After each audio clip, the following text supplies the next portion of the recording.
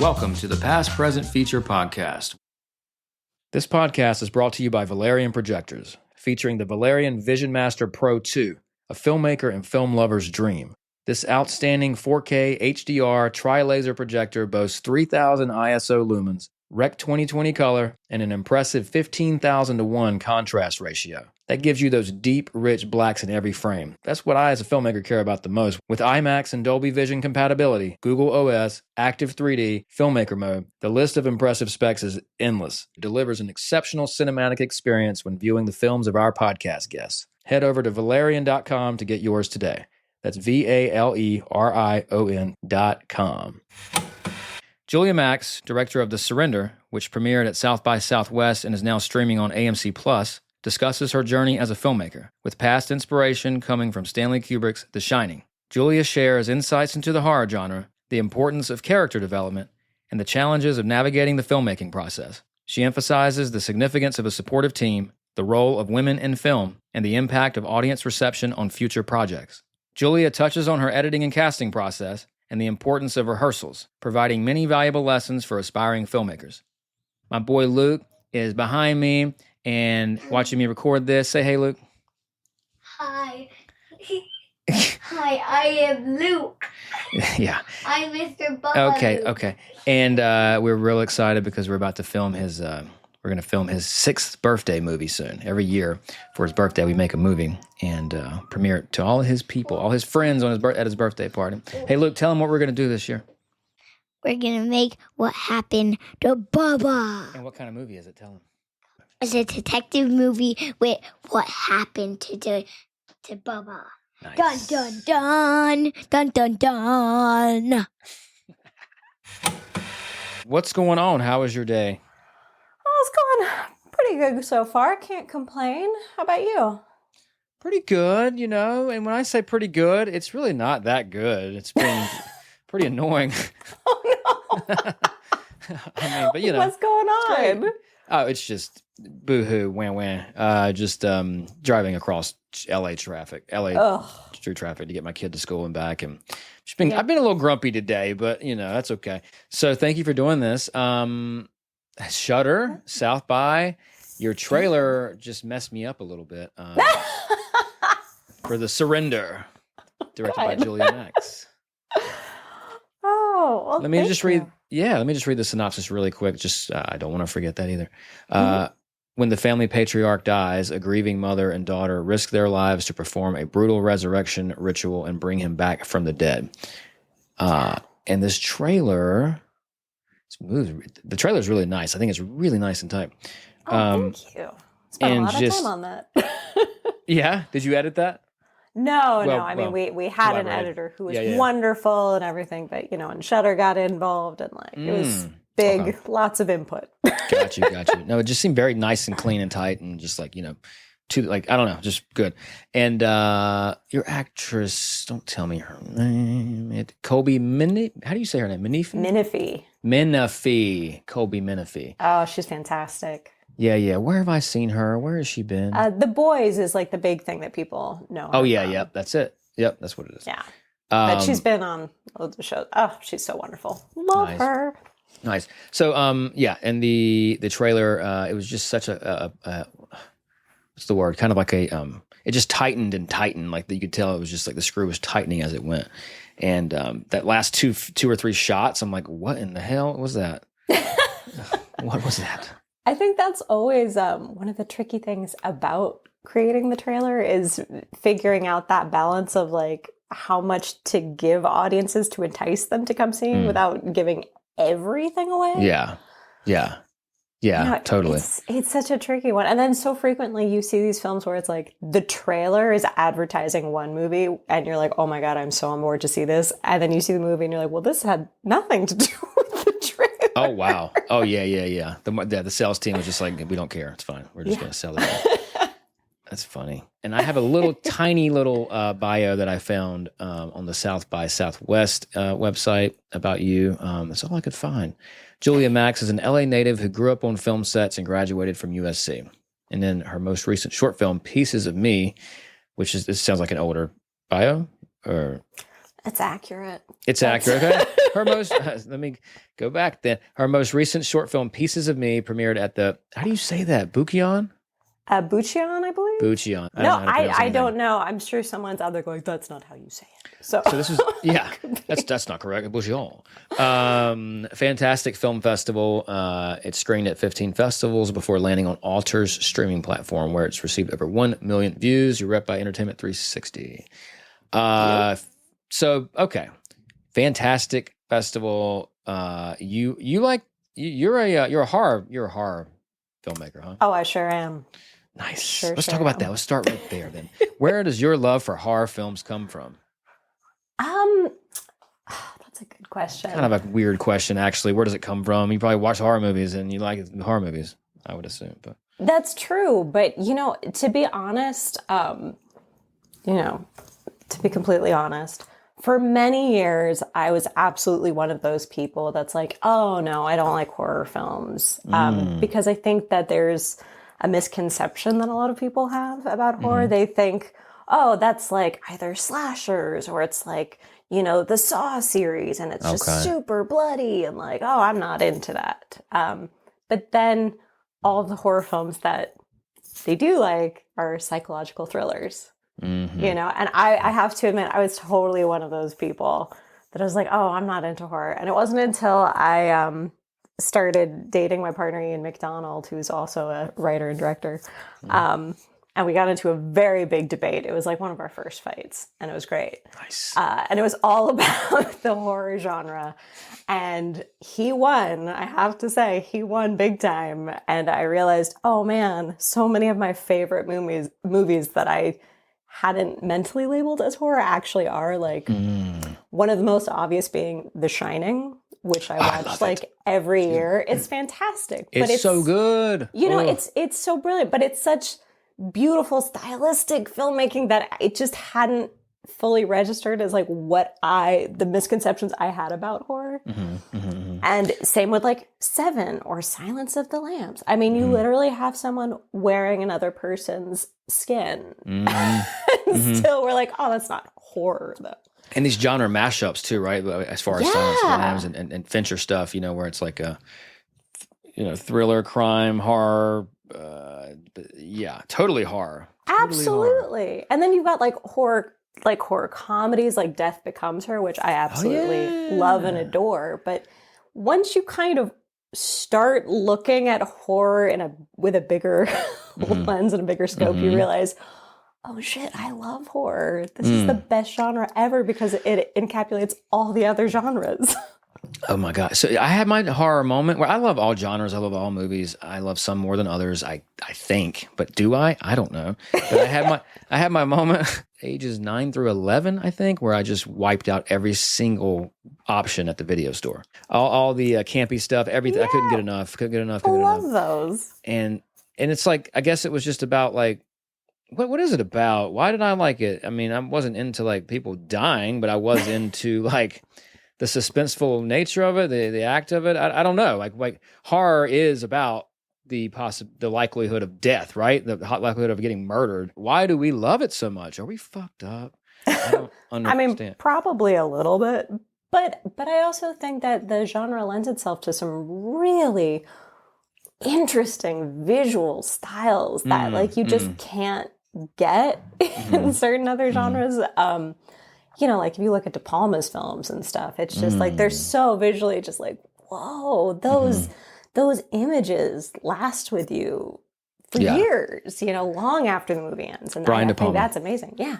What would you say your go-to De Palma films are? Oh, I mean, Carrie. I mean, I think that movie is pretty darn perfect. I can't think of what I would change about it. It's stunning. Okay, going back to The Shining real quick. We can go ahead and knock out our past films. My first love, yeah. The Shining. I rewatched that last Halloween, and showed it to someone who hadn't seen it before, and it was so fun to watch it, vicariously for the first time. Oh, it's so good. Kubrick's my favorite guy. He's my favorite filmmaker. Understandably. Just something about it's just so time. Like his stuff, I think some of the best filmmakers, like their films grow in significance as time passes. Absolutely. I mean, it blows my mind that was not really well received when it came out. Most of his stuff didn't seem to be, I don't think. Really? Eyes Wide Shut? No. 2001: A Space Odyssey? No. Yeah. Clockwork Orange, I'm sure not very much. It really blows my mind. And I have to say, like, I after talking with a lot of filmmakers, it is kind of comforting in a way, knowing like even these brilliant movies that we love so much, it's just like, sometimes fall victim to the time that they come out, or it's just audiences are not ready, whatever the reason is. Like, you just never know. That's such an interesting thing, place my brain goes to here, where like, that is a good thing where you make a good film and it can stand the test of time and it can age well, like a nice bottle of wine or something. But also things were different back then where there was way less saturation. And I only bring that up because very true. Maybe a film could have a chance to age well because there's less noise around it then versus now it's like, your film comes out and it ain't new no more as soon as it comes out. Well, maybe for a minute and then it's like, nope. No, it's so true. I mean, one of the things that, Ian and I are always talking about when we're writing is it's so frustrating that we're in such a different time where no matter what kind of movie you're writing, like you have to jump into things so quickly. You're not allowed to really take that time to kind of build up the characters in the world in the way that was just normal. Like 30 years ago, if you watch something like Cujo again, right? It's just like, that is a very slow build. Or The Exorcist, which we all know and love. And when we think of it, we're only thinking of the last 20 minutes. Most of the time you kind of forget the whole opening, which is, it's very slow. These micro attention? These people are just, they need it now. And it's like, you got to make a choice. I think either give it to them or say, fuck that. Kinda, right? And then I don't know. I mean, I want to be entertained, but also I don't want to just be. I don't know. I want some sustenance, and you have to build up the. It's such a larger conversation. It's like what is the balance between getting into it, getting to the point. This is what I'm literally doing right now with this damn documentary cut. Right? It's a struggle. How quick does it need to be? But also, this feels really rushed and erratic. I mean, I think it's incredibly challenging finding that balance of letting the story breathe, letting the characters breathe so that we get to know them, and yet jumping into the meat fast enough that people are still entertained and aren't feeling like it's dragging, And I think a lot of that kind of depends on what tone you're going for. For example, with The Surrender, we tried doing faster versions in the script and in the edit where we were like, okay, let's really jump into the horror earlier. And it really didn't work because with this story, at least, if you don't really care about the characters and understand the mother-daughter relationship, then all the horror aspects are completely meaningless.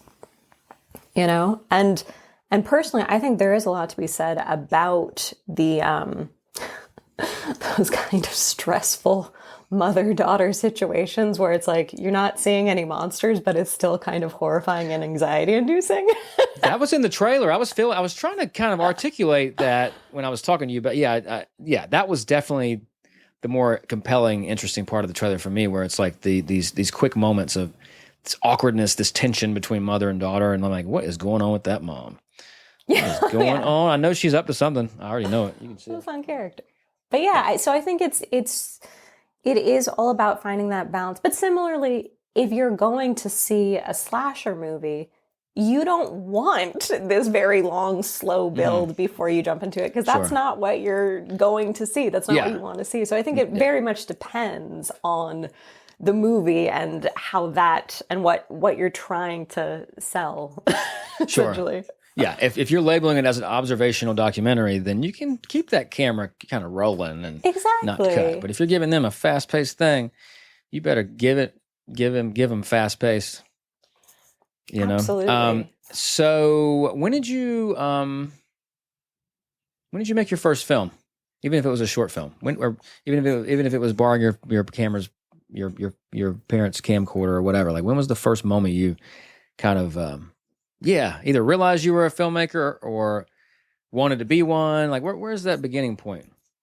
Well, I mean, I grew up in LA and both my parents are in the industry, so I very much like from the age since I was born as a baby, grew up on movie sets, just kind of following them around. And to be honest, I always knew I wanted to be in film. I love storytelling, but what I saw around me was that women could only, be actors in hair and makeup, costume, or accounting.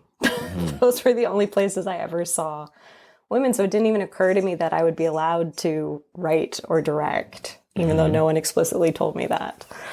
So I would, in high school and stuff, I would make little short films and everything, but it never occurred to me that I could actually pursue that. And it wasn't until, much later in life where you started seeing more women, like more female filmmakers coming out, that I was like, oh, we're allowed to do this. That's great. I want to do this. It's so true. I mean, excuse me, I just had a massive, crazy sneeze. Oh, no. I'm going through it today. I'm just having a tough time. It's a fun one. No, I feel that. I mean, I used to grip for a while to get out of, to get out of North Carolina. And I remember even like the crews were very, very much what you said. Hair and makeup would be, the vanities would be, would be female. But, it wasn't until, I remember being shocked when like, when we had a camera person, a second AC, you didn't see a lot of that. It was a boys club, and actually, you know who that was? It was Sarah Jones. Excuse me. Oh wow. Excuse me. Yeah, I was friends with her. That's awesome. Yeah. But anyways, yeah, it was such a, oh my God. If I was I'd be a little pissed off at that point if I was a female. But there's been a great resurgence, right? I mean, there's been a great surge. There absolutely has, and I'm so glad that the numbers are starting to change there, and you're seeing a lot more women on set, which is fantastic. And I mean, a lot of these films, it's like it is just this thing of like, just let the good stories come. Why does it matter so much? Why does it matter? Exactly. White Boys Club was the way the whole entire world was set up until I feel like we were kids, Yeah. Or way past even like teenagers. Oh, yeah. So we've seen progress. No, we're definitely seeing progress, and I hope it continues in that direction. Let's keep going. So, okay. So your parents grew up you grew up in LA and you grew up around a film family, and that's what my kid's getting. His mama and dad are both film people, and he just watched Back to the Future Part 2 last night. You know what I mean? We're doing all that. I love that. He's listening to soundtracks on the way to school now. He's 5 years old. Does he already know he wants to be in film? Yeah. And I'm trying to make sure that he's making the decision and not me. But all I can do is show him what I like and all, But it's film. Who doesn't love movies and film and stuff, It's magical. Even when it's frustrating and crazy making, it's still magical. And everything is frustrating, I guess, at some point. So you might as well do what you want to do. Absolutely. So what was like one of your more magical memories of growing up with your parents and like, film related? Were you ever on any like film set that was memorable, or did you make a film with your parents, or anything come to mind? Oh boy. I think probably, oh my gosh. Well, this is ridiculous. And who knows? My whole life could have changed if I had made a different decision in this moment. But my dad was a producer on this really tiny indie film with this unknown director. No one knew. And he was like, oh, there's a part for a young girl your age. Like, why don't you audition? And I did. And I I got the role. And unfortunately, my mom had booked a job in Africa. And it was like, well, you could do this acting thing on this tiny little indie film that no one's ever going to see. Or you could come to Africa with me. And I was like, oh, let's do that. That sounds really cool. Let's go to Africa. So I turned down the role. And it turned out that little indie filmmaker who, no one was ever going to hear was Wes Anderson, and it was Bottle Rocket. I was like, oh my God. And now I love him so much. And I was like, oh, I regret that. What do you do? That would have been so cool. What can you do? I turned down a job when I first moved to New Orleans in 2010. It was like, but they were shooting in like the middle of nowhere, Louisiana, paying like $100 and something a day. I just couldn't do it. It was Beasts of the Southern Wild. Oh. And yeah, I wish I would have done it. Wish I would have done it now. You never know. You really never know, do you? You never know. What are you going to do? I mean, I think other people have it much worse. You hear stories. There was something I heard where somebody was, well, I think it's the Eric Stoltz, Michael J. Fox thing's pretty rough. I mean, he didn't have it. I guess he didn't turn it down, but he got replaced like 3 weeks after filming started. Is that right? Yeah. But it's really wild. Have you watched those scenes that are online now of Eric Stoltz? I haven't seen them. Mm-mm. It is wild. It doesn't work. It would have been such a different movie. And I just think it shows how important it is as a filmmaker to trust your gut. Yeah. And if something's not working, to like pull the plug on it, even if it feels like it's too late. It's never too late. Because check out those scenes. It's really wild. I'm very interested. I'm going to show Luke tonight, actually. Yeah. I know there's a film that I made. It's my third feature. It was micro budget. I wish I would have pulled the plug. But I didn't, because I had already had X amount of money in all those justifications. But it's like, nobody cares about that. When you put the movie out, they're going to see the movie. That's all there is. So once you put it out, you can't put it back in. We've all made that mistake. We've all made that mistake. This mistake has helped me so much. In retrospect, it's helped me a lot, but just sucks that it's that it happened. Okay, so it's a tough one. USC, how was USC? USC was all right. I was in the theater department. I didn't even bother trying for the film school because I was like, oh, it's all guys. Like, why would I? Okay. Yeah. But what I did love there is that I was able to take a lot of directing classes Nice. for theater. And I think it's incredibly important for, directors to be able to talk with their actors and understand that process and that side of things. Totally. I think, knowing the technical aspects is also important, but if the lighting's fantastic, if everything is looking great, but the performances are not there, it doesn't really matter, does it? And there's people there to take care of the lighting and things like that. Exactly. But there's not anybody but you, really, maybe, probably, to take care of the collaboration with the actor, right? The performances and all that. Yeah, I'm curious. From your experience, like, do you ever find, when you were just starting out, did you have any insecurities as a filmmaker? Like, oh, well, I don't know enough about this or enough about that, and therefore I can't do this. Did that ever hit you? Yeah, definitely. And I think it made me better. I mean, I was especially concerned with directing actors. And that first feature we did in like 2009, 08, 09, whatever year it was, in Wilmington, North Carolina.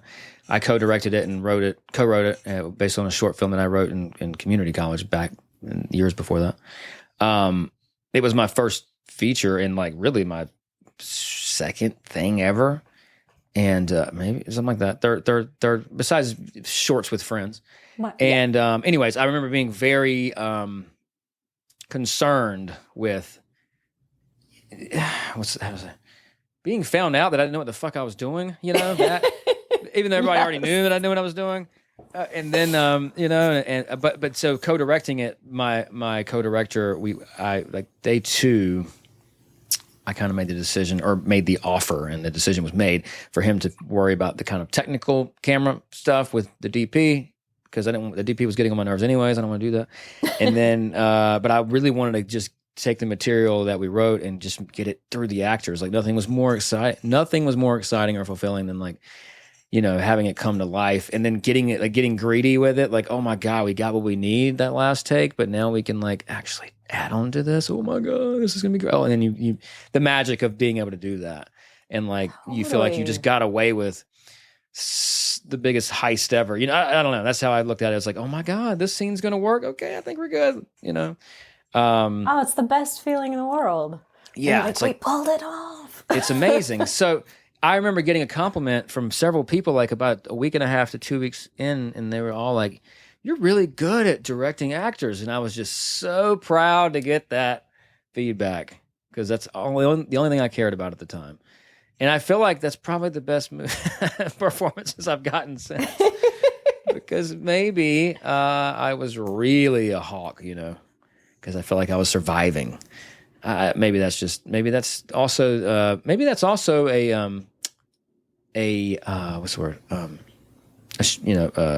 Because of the specific actors, the great actors that I was working with too. I mean, looking back, I'm like, damn, they were great, actually. Oh yeah, so, I mean, casting is like that is the most important thing. If you have the right actors, you know, you'll get there with them. But if you hire the wrong people, no matter how much time you take with them, it's just not going to work. And you don't know if you've hired the wrong people until you're in it, and then it's like, do you pull the plug? You know, it's terrifying. But these actors that I had for that first film, they were also. It was kind of like a Corman situation, Roger Corman kind of situation, where everybody was doing crew to survive, and then we would make stuff on our own, and some people were just natural actors, and so we'd put them in. So all these main actors were actually like, you know, kind of Renaissance people too, and I think they had some perspective and appreciation more than honestly, sadly, some of these actors that I've dealt with, where they're just actors, you know, and they don't really have the full understanding of what's actually going on around them. That's just my experience. It's a micro budget little world, little cliff note experience. But I do think like there's more substance inside of something that where they just appreciate it more, and they're trying to really. This is their opportunity. They know it's an opportunity. They don't take it for granted, and then they give you more. You know. Oh, absolutely. I mean, I remember heading into the surrender, like the advice I kept getting from different filmmakers and like my manager and stuff was just, it is always better to work with someone who's very eager to work with you than someone who might be a bit more experienced but sees it as like, I'm doing you a favor. Oh, damn, that's good. It's good, simple advice. It's true though, because like that attitude, it permeates everything. Yeah, it really does. Yeah. So, I mean, what about you? I mean, do you struggle with any certain aspects, or not struggle, but do you have concerns more than others about certain aspects of the filmmaking process? Or you've been doing it for a while, I'm sure, but is there anything you're still trying to just get better at, or things that you're worried that aren't going to be good enough? I mean, there's always insecurities that come up. I think the biggest lesson that I've learned has been in choosing the team around you. Like I remember for quite a while there, I would always kind of put on this bravado, like, oh yeah, I know exactly what I'm doing, totally. Even though I was just like, I don't actually know. You get to your behind the door of your room or your trailer, you're like, oh God. Yeah, well, there was like a fear that the crew or the cast wouldn't take me seriously if I admitted that I didn't know something. And on the surrender, it was always just so draining doing that, and I hated it. And so with the surrender, when I started interviewing crew members, I was just very upfront about like, okay, like my DP, Kaylin Yatsko, who I love so much, in our first meeting, I was just like, look, I'm going to be straight up with you. I do not know everything there is to know about lighting and lenses and everything. And I know what I want. I don't know how to achieve it. And she was like, that's great. You don't need to. That's my job. Yeah. I mean, Yeah, she was like, that's fine. And I was like, oh, good. And so as soon as I could admit that to her and have her be like, I feel you, just give me reference images of what you want, and I will figure out how to do that. And it was just this huge load off. Yeah. And I feel like there's a lot of directors, people that want to make films that put too much onus on gear and lenses and da-da-da. I mean, know it, but, and know how to use it, but also, like, that's not the priority as a director, I don't think, Yeah. And how are you? Honestly, I think the person... I think the person behind the camera and wielding it is far more important than the camera itself. It's like you can have top of the line equipment, but if it's wielded by someone who doesn't know what they're doing, it's going to look like crap. Oh my gosh, totally. Yes. I mean, iPhone 16, if you know how to put it in a certain place and you know how to push it, you're going to get better shots than, whatever camera, RE. Absolutely. LF, whatever the best, greatest, latest thing is. It's like, no, that's just, it's like this, like, mythic, like, it's like this crutch thing, like, of like new camera. It's like, ugh. No, I feel like there's a lot of people who are very hung up on like, using the latest equipment and all the coolest things. And it's, I feel like so much of the time people spend so much money on this stuff and it doesnis actually look any better. And you're just like, what was the point? It's almost mixed in with like, what is it called when you buy something to make yourself feel good? What is that called? That term? Do you know? Therapy shopping or something. That kind of. It's like there's a little bit of dash of that when it comes to that, Yeah. It's like, I'm going to buy. Totally see that. I'm going to have this package. Anyways, okay. The surrender. So you wrote this film and directed it. Sure did. Did you co-write? Or did you write solo write? Nope, just me. Okay, so how did this project come about? I mean, such a basic question, but really, how did it come about? Why this story? Well, this was loosely inspired by what my mom and I went through when my stepfather passed away. Okay. That was, brutal. And I kind of started writing this as a way of helping process that and what that experience was. Mm-hmm. And I'm not going to lie, very early on, I had quite a few people who were like, well, this is a mistake. I mean, no one wants to see a mother and daughter movie like this. This is dull. Really? Oh, yeah. This is before you brought in the horror elements? This is even with knowing that it was going to be a horror movie. They were like, no one wants this. And thankfully, I had enough people, in particular, like Ian, my husband, who's also a producer on it.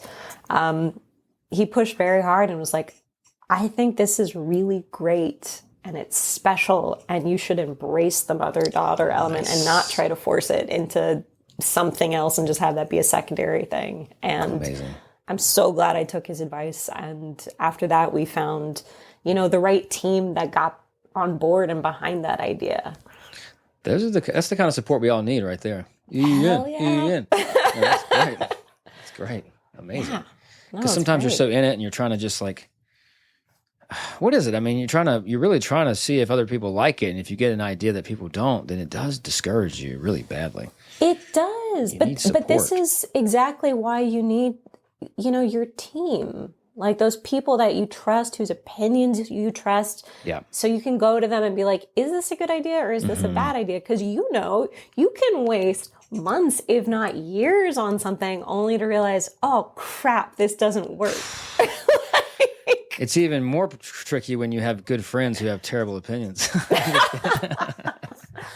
But yeah, that's why like finding those people whose opinion you trust to get the like thumbs up, thumbs down early on. Yeah, that's huge. We haven't talked about that on this thing. Yeah, that's a good point, really. The developing process, right? The developing phase where like you're really trying to just see if it susses out. How do you know if it's the right person? How do you know the opinion to trust, Is it based on track record with that person or your instinct or both? Yeah, I mean, I feel like at this point I've kind of got a group of people who I go to, and usually I feel like their tastes are fairly aligned with mine. So it's like we like the same films for the most part. Of course, like you're never going to agree 100% with anyone. Yeah. But it's like our tastes are kind of similar. They like projects that, but here's another one though.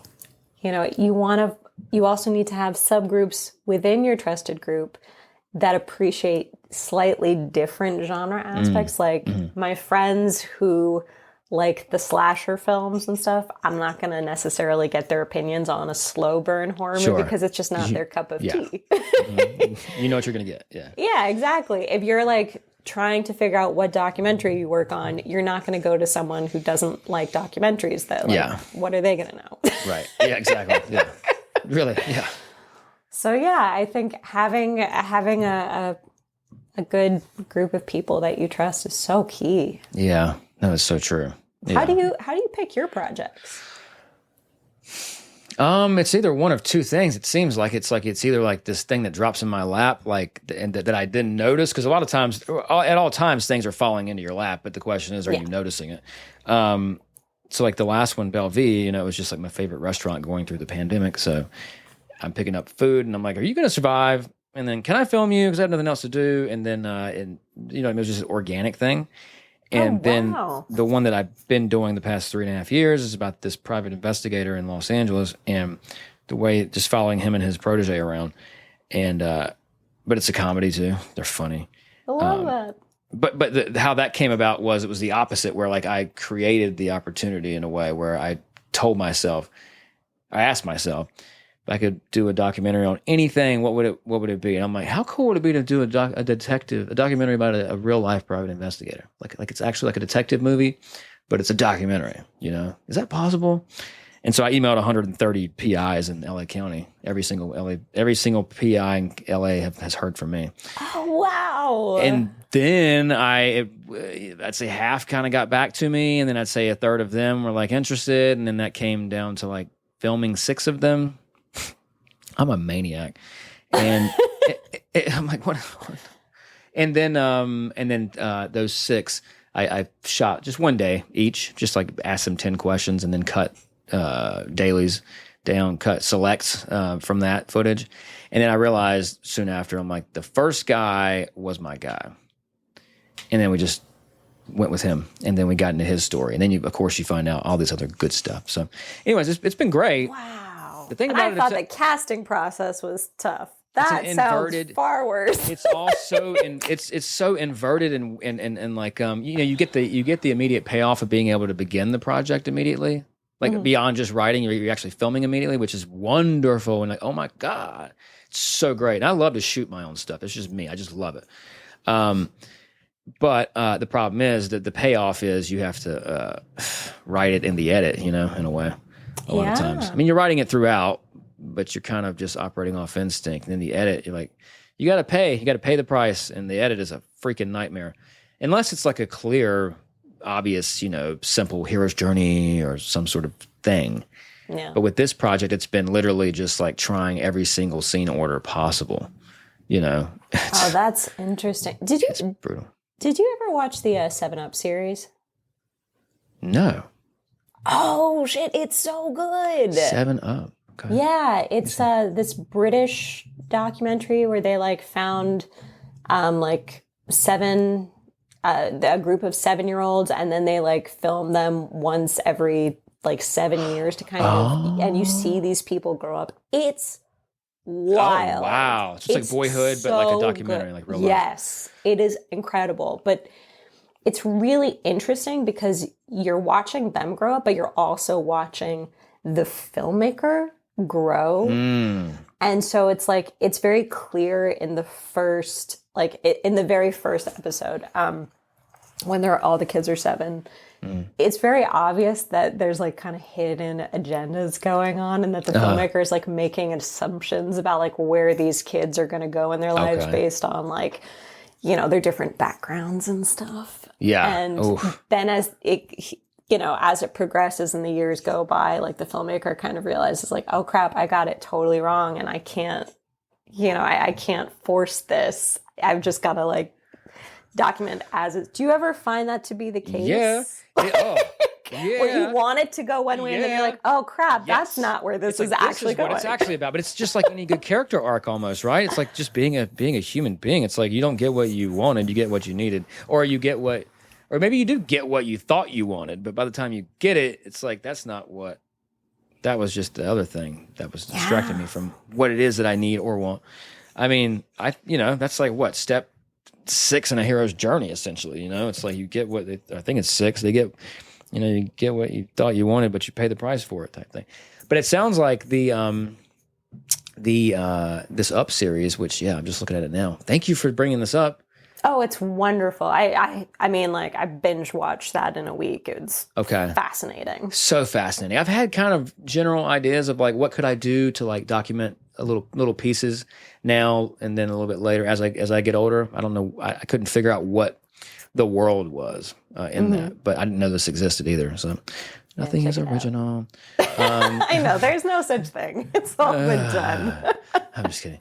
But what was I going to say? No, it's so interesting. I mean, even like Belle V, it was like, it's like, oh, maybe we can show survival here and like fighting for, your peace, fighting for your mom and pop, and, down with the man, this restaurant was in between a McDonald's and a KFC. It's like, but no, what it was really about was, it's not even about what happens to you. It's about how you react to what happens to you. Yes. And that was discovered through, and then what a lesson, what a wonderful reminder for every single person on this world. Yeah. Where it's like, okay, am I going to be a victim, or am I going to look for the next thing that I could maybe do to turn this around? So I think it's such an important story, because I do feel like, especially now, it feels like we are very much in a time of victimhood, where it's like that has become its own currency in a way, and everyone feels like a victim in their own right, and it's very tricky, because it's just like, well, if everyone's a victim, then no one's really a victim. It kind of goes back to the stoicism thing, right? Or the gratitude thing, the gratitude idea of, even today when I was, and this is so silly because I'm in Los Angeles and like I'm leaving this nice school that my healthy kid gets to get dropped off at, and I'm over here getting in my Audi, like, I'm kind of pissy today. And then but thankfully immediately the other voice was like, stop it. Just go home and edit your movie. Like, boo-hoo. You know what I mean?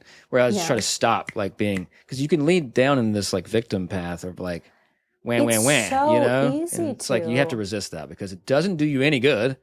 And it's also just absolutely ridiculous, really, Well, I mean, for me, I always think the problem is when you lean into that path and hey, that's not saying, like, if something bad is happening, like, it's okay to acknowledge that and feel that. Absolutely. But definitely. I think sometimes it gets so easy to kind of wallow in it for so long that you start taking that out and treating other people really badly. And you feel like it's okay for me to treat people badly because I'm a victim in this way. And that, I think, is wrong.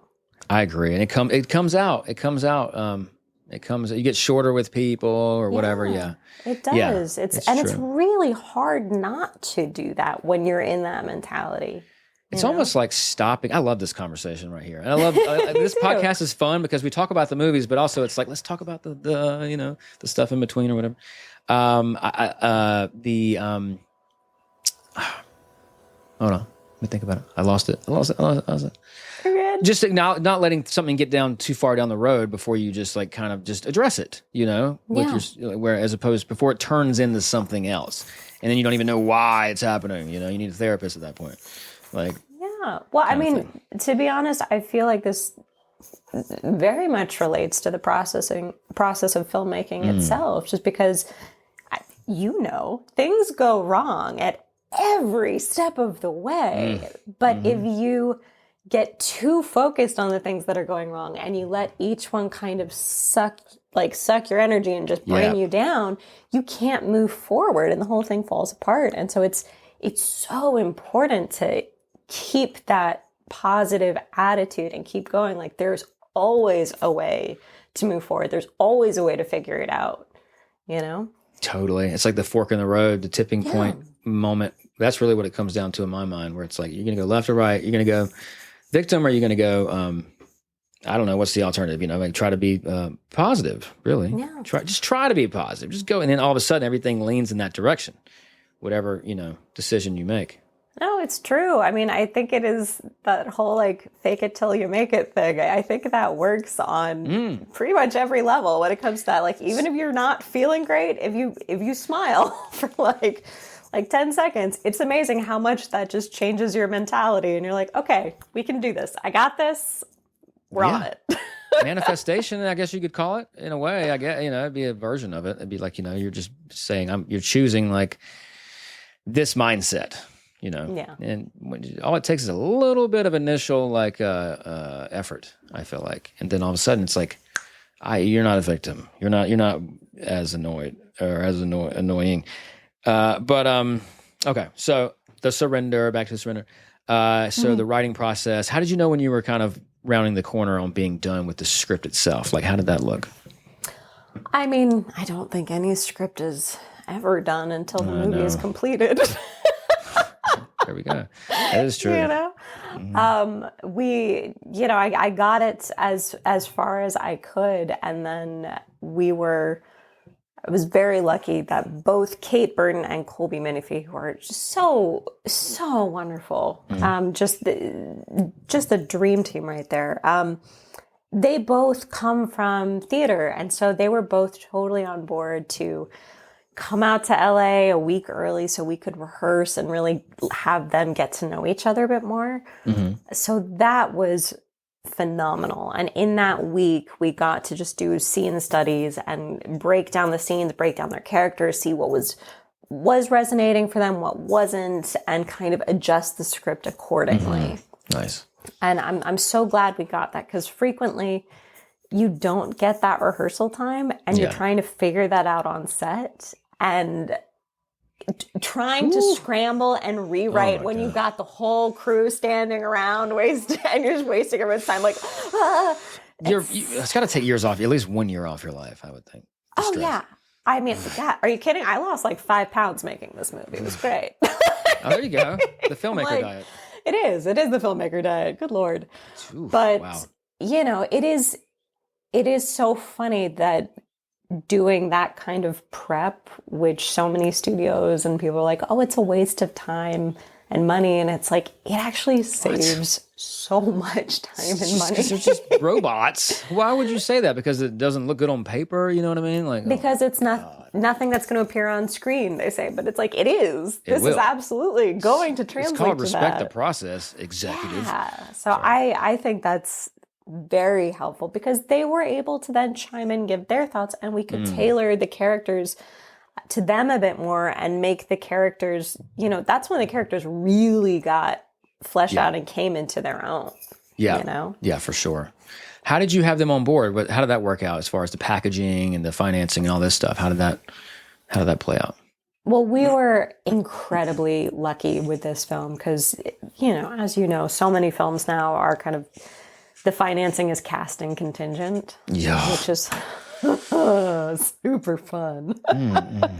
But that wasn't the case here. So we were able to just go with the people who were best for the part. And I'm so grateful for that, because it was just, when we held auditions, we decided to do the role of the daughter first. And when we held auditions, Colby she just blew it out of the park. I've never seen anything like it. It's, do you ever have one of those moments where you see an actor perform a scene that you've written and you're like, wow, that is not at all how I initially thought of it in my mind, but that is exactly what it needs to be and should be. And that's why I've told people, like, my favorite part of the cast process of making a film has been casting a lot of time, because of those moments right there. Yeah. Because it's like, and it's also like you haven't spent any money yet, really. You haven't had it's like everything's exciting and da-da-da. And then once that moment of like potentially or definitely finding that actor to play that part, and they give you something that's them more than your character or on top of your character, it's like, whoa, this relief. It's this massive, exciting thing. It's magic when that happens. And I think that's one of the interesting things, because, for many years I was more focused on like the acting side of things. And it's funny because I feel like for actors,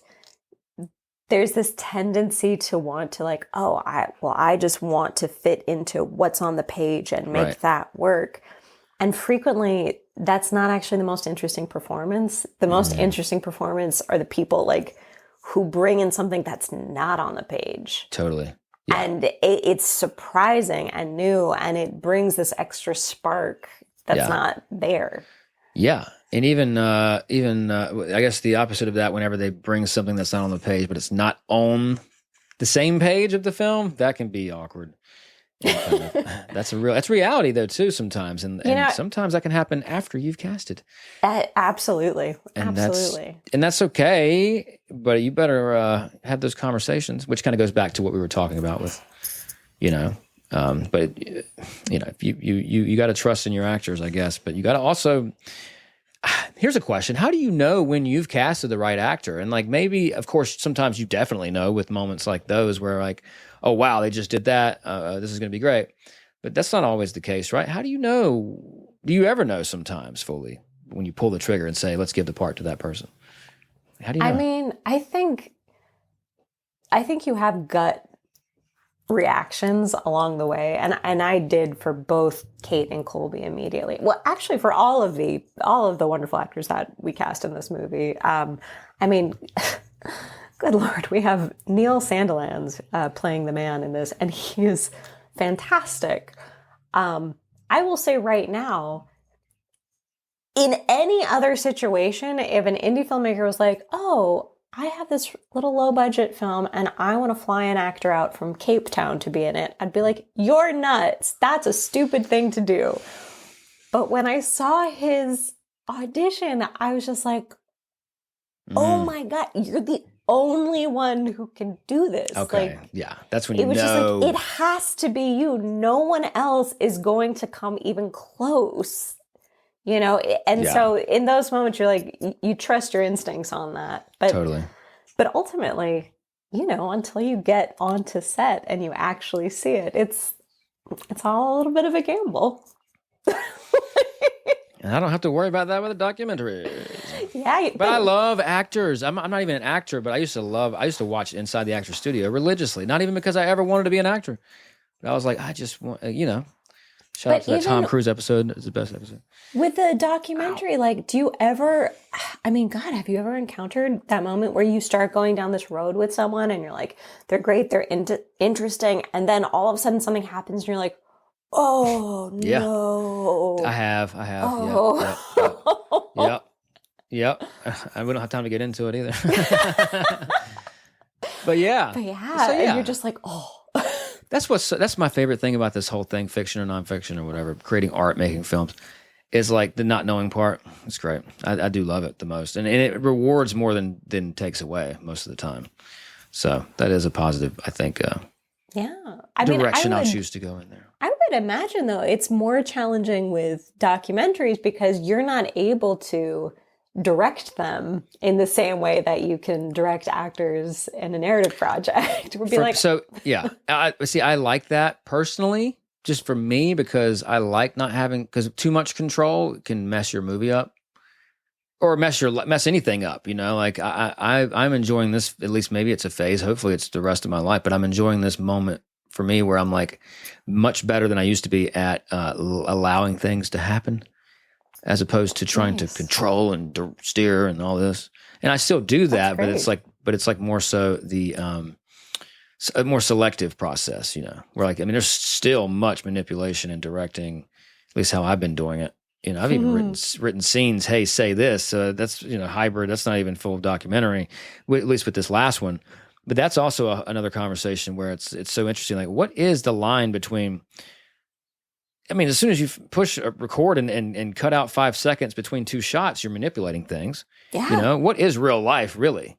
Especially when it comes to nonfiction filmmaking. It's like every documentary you've watched has been a filmmaker's touch, all over that, So where is it to say I can't also put them in a scenario that they could be? Like with the detective thing, it's like there was moments where like, why isn't he thinking about this angle to pursue real quick? And then so I'm like, finally, can we just do that? What if you called this person up? What if you went to the apartment building? What if you went to go see the psychic? What if you went to do this? Or you guys, what if we went to go film a scene at Musso and Frank's with my iPhone and like you guys talked about the case? You know what I mean? So like, it's like, that's directing. It's like, but it's all, documentaries are funny because it's all blended together so hard, so much, where like the editing and the writing and the directing and the cinematography for me, that it's all just like, but the thing is, you're not dealing with actors, you're dealing with real people who hopefully need to just be simply comfortable on camera. Like they're wonderful, larger than life personalities that benefit from just one camera and no crew, you know, they're not, they love it. But I think good actors are so remarkable because they have this ability to create from scratch or from personal experiences, along with having 50 people looking at them with hot lights on their face, you know? Oh my God. It's a tremendous amount of pressure. I mean, I think anytime you're on camera, it's stressful, but I don't know about you. I feel like you're probably more used to this now. But like I'm with still your podcast, you're like, I'm used to being recorded. Yeah, but you know, I'm not trying to get in front of camera more than I have to, you know what I mean? Yeah, but I mean, comfy, you know? I think it's always a little nerve-wracking, and I think I honestly, when you're in front of camera on set with the whole crew staring at you and you have to have like a big dramatic scene, that's a tremendous amount of pressure. It's crazy. So I have wild respect for actors, and that's got to be a bit of a mind trip. They will make or break your fiction film. You know? Absolutely. Which means honestly, my opinion has changed. My views changed on fiction filmmaking. I mean, I still think it's a director's medium, but it's also an actor's medium. Fiction filmmaking, it's an actor's medium. You know, if you take it away, it ain't going to work. If it's not good, it will mess it up. They have to, you know. I think so. You can still have a film, but it's a collaboration. You know, it is. But it's funny to me that, you know, one of the things that kept coming up when we were looking for financing on The Surrender was there are really two types of film where it's like one is very much ideas based, and so it's just like the concept, it's a high concept thing that's so strong that even if the acting is just kind of meh, it'll still work. Sell points. Yeah, kind of but then you have something like The Surrender where it's just like, this is not a super high concept thing. It is very much execution based. And if you don't have the right actors, or if they're not wonderful, the whole thing just collapses and falls apart. You got to be precise. Yeah. And isn't it crazy, the art versus commerce whole thing, where it's like it's like almost like the more you try to serve the craft of it all, the less sellable it is to these people. Isn't it interesting? Why? That is a tough nut to crack. Why? And that's for the next episode. Anyway. Okay, so wrapping up, Shudder. So South by, any notable, well, let me back up. Any notable production stories, or is it pretty much going to be, you know, I mean, we can guess. Or is there anything that you wanted to say or talk about during production that's interesting to hear? Oh boy, we had a lot of fun stuff going on during production.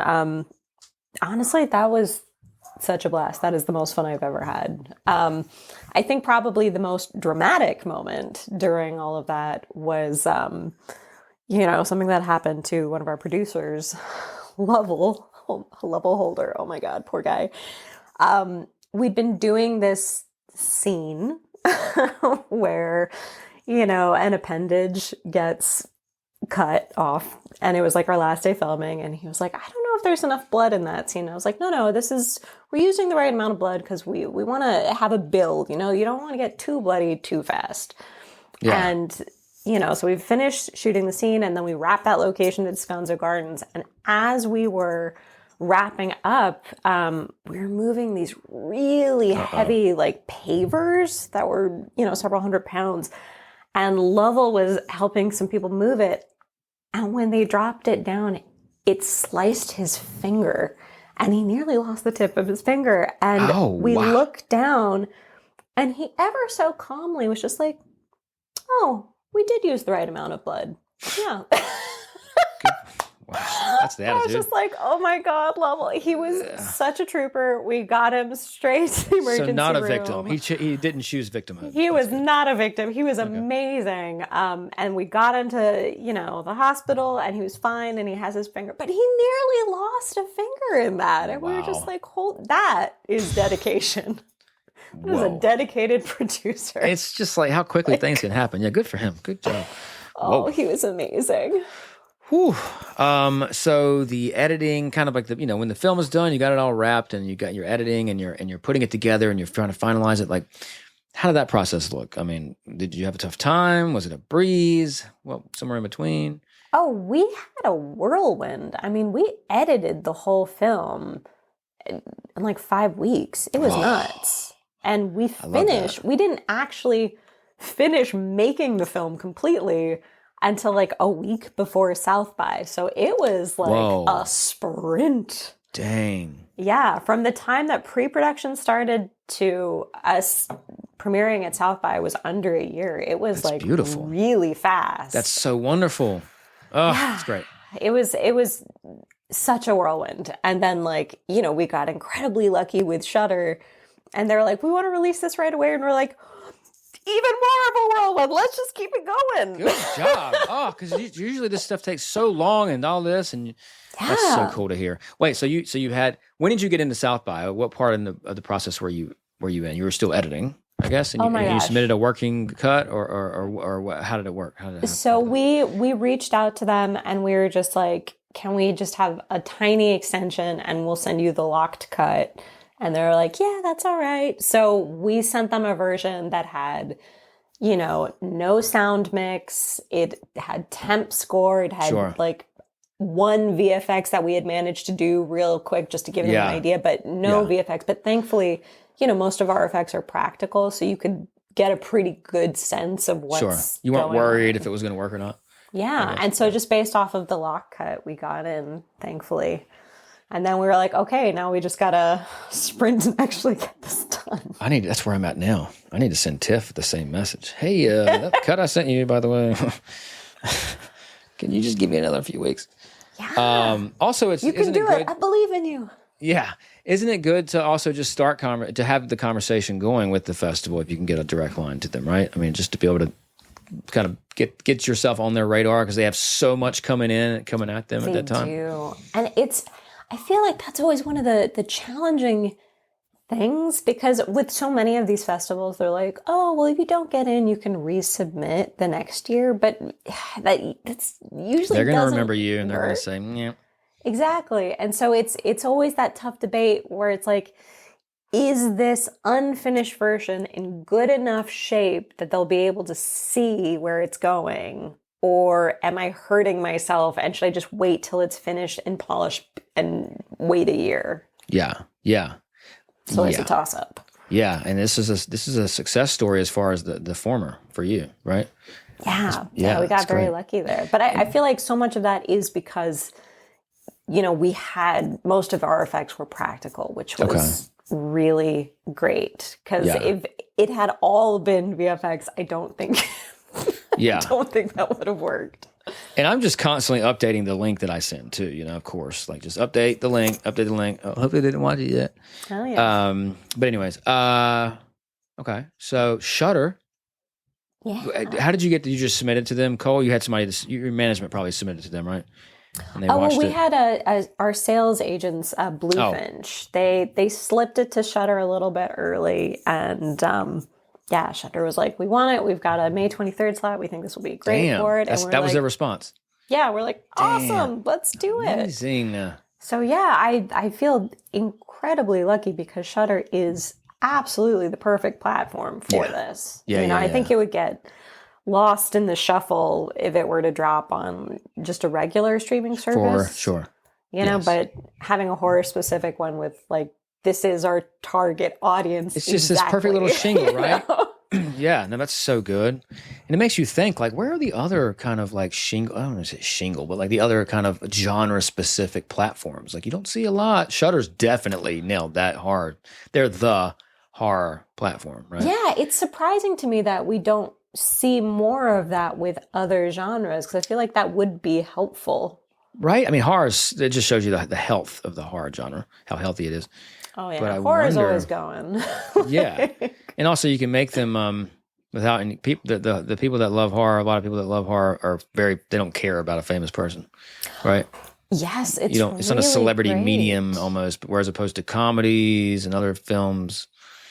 It's really wild to me. Who's in it? Yeah, horror is really the only genre you can get away with not having big celebrity, like the big top A-listers that everyone recognizes and knows immediately, like, which every other genre, aside from documentary, I'd say, requires. And look, documentaries are healthy right now. I'll take that all day long.